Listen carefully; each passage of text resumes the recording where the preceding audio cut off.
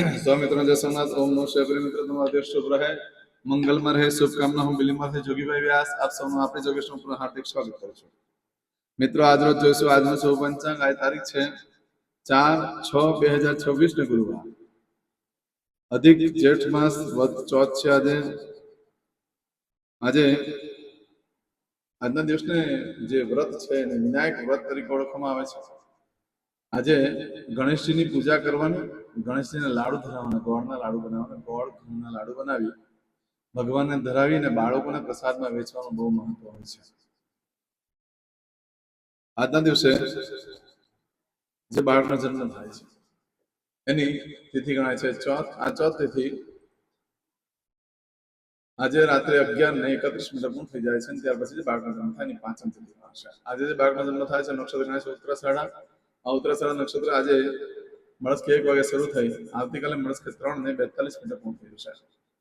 આજે જે બાળકનો જન્મ થાય છે યોગ ગણાય છે શુકલ। આ શુકલ યોગ આજે સવારે 9:03 પૂર્ણ થઈ જાય છે, ત્યાર પછી જે બાળકનો જન્મ થાય ને બ્રહ્મ યોગ ગણાશે।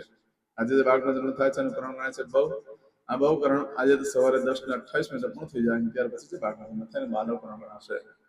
આજે જે બાળકનો જન્મ થાય છે એની રાશિ ગણાય છે ધન। ધન રાશિ નક્ષત્ર આવે છે ભ ધન રાશિનો સ્વામી ગુરુ ગણાય છે। મિત્ર ધન રાશિ સવારે 7:42 પૂર્ણ થઈ જાય છે, ધ્યાન રાખજો રાશિ બદલાય છે। આજે સવારે 7:42 પછી જે બાળકનો જન્મ થશે એની મકર રાશિ ગણાશે। મકર રાશિ નક્ષત્ર આવે છે ખ અને જ મકર રાશિનો સ્વામી શનિ ગણાય છે। આજે સવારે 7:42 થી લઈ 6મી તારીખે સાંજે 7:04 સુધીમાં જે કોઈ બાળકોનો જન્મ થશે બધાની રાશિ મકર ગણાશે। મકર રાશિ નક્ષત્ર આવે છે ખ અને જ મકર રાશિનો સ્વામી શનિ ગણાય છે। મિત્ર આ રાશિ તિથિ 12 નક્ષત્રો કરવાનું બહુ જ મહત્વ છે। જેનો પણ જન્મ થાય તેને યોગ્ય સમયે પૂજા વિધિ કરી લેવી જોઈએ, જેથી કરીને તમારું જીવન સરળ બને। આજે જે કોઈ મારા સબસ્ક્રાઇબ મિત્ર જે અમારા ઘર પરિવારમાંથી કોઈ પણ સદસ્યની વર્ષગાંઠ છે, મેરેજ એનિવર્સરી છે, એ બધાને ઘણી ઘણી શુભકામના। તમારા જીવનમાં ખૂબ પ્રગતિનો થાય, ભગવાન શંકર તમારી બધી મનોકામના પૂર્ણ કરે હું સૌના બધાને પ્રાર્થના કરું છું। આજના દિવસે સવારમાં ઉઠી આજનું સૂચન કરી લો, જેથી કરીને આખું વર્ષ તમારું સુંદર રીતે વ્યતીત થાય। આજના દિવસે જે કોઈ મારા સબસ્ક્રાઇબ મિત્ર જે મારા ઘર પરિવારમાંથી કોઈ પણ સદસ્ય કોઈ નોકરી ધંધા માટે જરૂરી છે, કોઈ વેપાર વ્યવસાય માટે જરૂરી છે, કોઈ એક્ઝામ આપવા જરૂરી છે, આજના દિવસે કોઈને ઓપરેશન હોય, કોઈની ડિલિવરી હોય, કોઈની છઠ્ઠીની પૂજા હોય, હવે કોઈ પણ કાર્ય તમે કરવા જઈ રહ્યા હોય તો આજે જઈ આપણું શુકન કરી અને પછી આગળ જઈ જવું તો વધારે સારી સફળતા મળી શકે છે। એમ તો આજે ગુરુવાર છે, ઘરેથી નીકળું છું ત્યારે ગુરુને વંદન કરવાના હોય, ગુરુ ન હોય સર્વપ્રથમ ગુરુ માતા પિતા છે, માતા પિતાને વંદન કરીને જાઓ। આજના દિવસે બ્રાહ્મણોને ભોજન કરાવવાનું બહુ જ મહત્વ છે। બ્રાહ્મણોને ભોજન કરાવવાથી લક્ષ્મી દેવી ખૂબ પ્રસન્ન થાય છે। એમ પણ અધિક માસ ચાલે છે, રાધા પુરુષોત્તમની પૂર્ણ કૃપા પ્રાપ્ત થાય છે, જે લોકો ગુરુવારના દિવસે અધિક માસના ગુરુવારના દિવસે બ્રાહ્મણને ભોજન કરાવે। આજના દિવસે કોઈ પણ કાર્ય કરવા માંગો છો તો તેના માટે પણ એક ચોક્કસ શુભ સમય હોય છે, જે આપણે જોઈ લઈએ। આજના દિવસે સવારે 6 થી 7:30 વાગ્યા સુધીનો સમય શુભ રહેશે। એ જ સવારે 10:30 થી બપોરે 3 વાગ્યા સુધીનો સમય શુભ રહેશે। એ જ સાંજે 6 થી રાત્રે 9 વાગ્યા સુધીનો સમય શુભ રહેશે અને રાત્રે 12 થી આવતીકાલે મળસ્કે 1:30 સુધીનો સમય શુભ રહેશે। આવતીકાલે મળસ્કે 3 થી સવારે 6 વાગ્યા સુધીનો સમય શુભ રહેશે।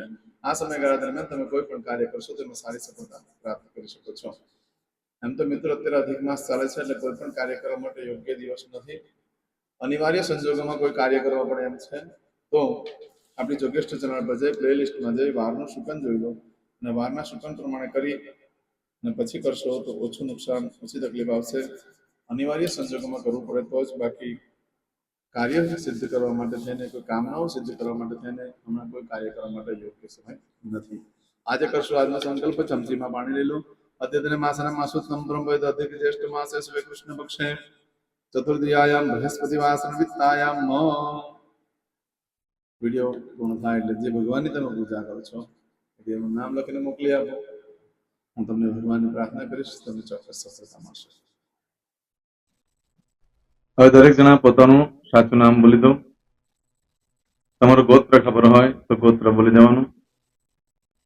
પછી બોલવાનું છે અહમ, મમ, આત્મન, શ્રુતિ, સ્મૃતિ, પુરાણોક્ત, પુણ્ય, ફલ, પ્રાપ્તિ, અર્થમ, અપ્રાપ્ત, લક્ષ્મી, પ્રાપ્તિ, અર્થમ, પ્રાપ્ત, લક્ષ્મી, चिरकाल सौ रक्षणात्मक लोकेवा सभायां राजद्वारे व्यापारे विद्या अभ्यास देश विदेश सर्वत्र यश कीर्ति विजय लाभादि प्राप्ति अर्थम मम अखिल कुटुंबस्य आयु आरोग्य ऐश्वर्यादि प्राप्ति अर्थम मम जन्म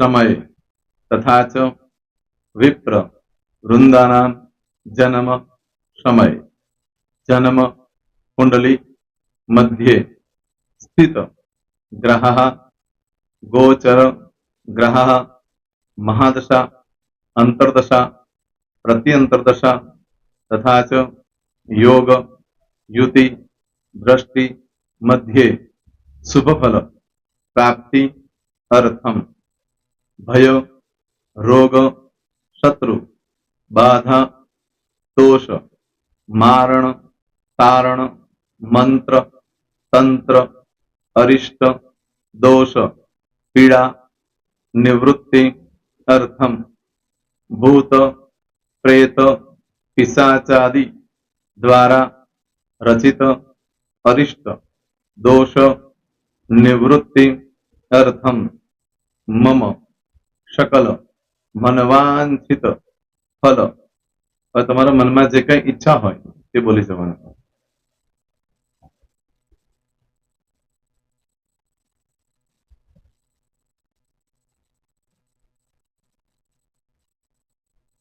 બોલવાનું અનુસારતઃ सकल मनवांछित फल प्राप्ति अर्थम. હવે જે બરકતની પૂજા વાળા છે એ લોકો તો આ બધું બોલવાનું જ હોય છે, એ લોકો માટે કોઈ સ્પેશિયલ નથી. પણ જે લોકોએ હવે જે કહું છું તે લોકોએ જ બોલવાનું, જેના લગ્ન થઈ ગયા હોય એ લોકોએ બોલવાનું છે. મમ દાંપત્ય જીવન મધ્યે સુખાકારી પ્રાપ્તિ અર્થમ પુત્ર પૌત્રાદि સંતતિ પ્રાપ્તિ અર્થમ. આ સંતાન પ્રાપ્તિ વાળા માટે પણ આવી જાય છે એમાં. દીર્ઘ આયુ આરોગ્ય ऐश्वर्यादि प्राप्ति अर्थम तथा च. હવે જેના લગ્ન નથી થયા તે લોકોએ બોલવાનું. મમ જટટી વિવાહ योग प्राप्ति अर्थम विवाह पश्चात दाम्पत्य जीवन मध्य सुखाकारी प्राप्ति अर्थम. હવે જે લોકોને સંતાન પ્રાપ્તિ નથી, જે લોકોને સંતાન પ્રાપ્તિ છે કરવી છે એ લોકોએ બોલવાનું. मम दाम्पत्य जीवन मध्य सुखाकारी प्राप्ति अर्थम तथा च दीर्घ आयु आरोग्य ऐश्वर्यादि समन्वित संतति सुख प्राप्ति अर्थम. હવે જે અભ્યાસ કરી રહ્યા છો છોકરા વિદ્યાર્થીઓ છે તે લોકોએ બોલવાનું છે. મમ વિદ્યા અભ્યાસ મધ્યે ઉત્તરો ઉત્તર પ્રગતિ उन्नति सानुकूलता पूर्वक दिव्य सफलता प्राप्ति अर्थम. और जो लोग विदेश में जवा मांगता हो કે સીટમાં જવા માંગતા હોય, મતલબ ભારત દેશની બહાર જઈને ધંધો વેપાર કરવા માંગતા હોય એ લોકોએ, અથવા વિદેશ જવા માંગતા હોય કાયમ માટે, એ લોકોએ બોલવાનું છે. મમ જટટી વિદેશ ગમન योग प्राप्ति अर्थम विदेश गमन कार्य मध्य सानुकूलता पूर्वक दिव्य सफलता प्राप्ति अर्थम. आरोग्य वाળા બોલવાનું છે, જેને આરોગ્યની પૂજા આપેલી હોય એ લોકોએ. એમ તો દરેક જણા જ બોલવાનું. બોલો મમ આયુ આરોગ્ય ऐश्वर्यादि प्राप्ति अर्थम.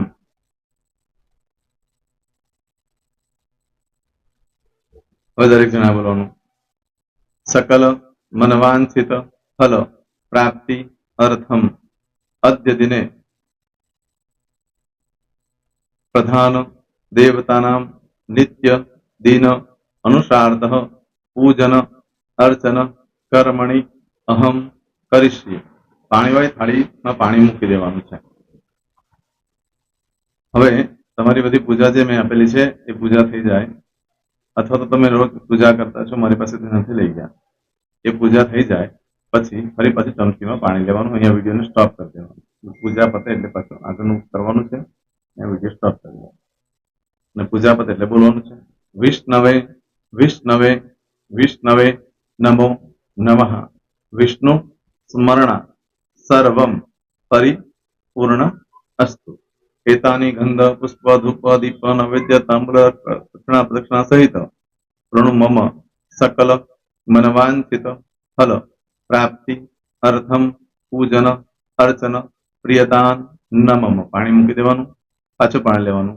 પૂજન અર્ચન બ્રહ્માર્પણમસ્તુ. નીચે જમીન પર પાણી મૂકો, એમાં આંગળી ઘસી કપાળમાં તિલક કરી દો. કપાળમાં જમીન પર પાણી મૂક્યું છે એમાં. ત્યાર પછી ભગવાનને કહેવાનું કે હે પ્રભુ, આજે પૂજા કરતા કોઈ પણ પ્રકારની ભૂલચૂક થઈ ગઈ હોય તો અમને ક્ષમા કરજો. અમે તમારા બાળક છીએ. પ્રભુ, તમારો ખૂબ આભાર માનું છું. આજે મારી પાસે તમારી પૂજા કરાવી, મારી મનોકામના પૂર્ણ કરી. પ્રાર્થના કરી દો. જગ્યા પરથી ઉભા થઈ શ્રીનારાયણ ભગવાનને પાણી ચડાવી દો અને નિત્ય કર્મ જે કરતા હોય તે કરો. જય શ્રી તમારો દિવસ શુભ રહે. તમે અને તમારો પરિવાર સુખી રહે, સંપન્ન રહે, સુરક્ષિત રહે એ ભગવાન સોમનાથ દાદાને પ્રાર્થના. પ્રેમ મિત્રો, તમે મારા વિડીયોને લાઈક ના આપી હોય તો સૌથી પહેલા લાઈક આપી દો. અને ત્યાર પછી જો તમે મારી આ ચેનલ સબસ્ક્રાઇબ ન કરી હોય તો સૌથી પહેલા સબસ્ક્રાઇબ કરી લો અને બેલ આઇકોન ઓલ પર ક્લિક કરવાનું ભૂલશો નહીં, જેથી કરીને સૌથી પહેલા નવી વિડીયો જે કંઈ મૂકું એ તમને મળે. મિત્રો, કંઈ પણ મૂંઝવણ હોય તો મને આ નંબર પર તમે ફોન કરીને પૂછી શકો છો. મારો મોબાઈલ નંબર છે 9825546459. મિત્રો, કોમેન્ટ્સમાં જય સોમનાથ લખવાનું ભૂલશો નહીં. ફરી પાછા નવા વિડીયો સાથે મળીએ. ત્યાં સુધી સૌને જય સોમનાથ.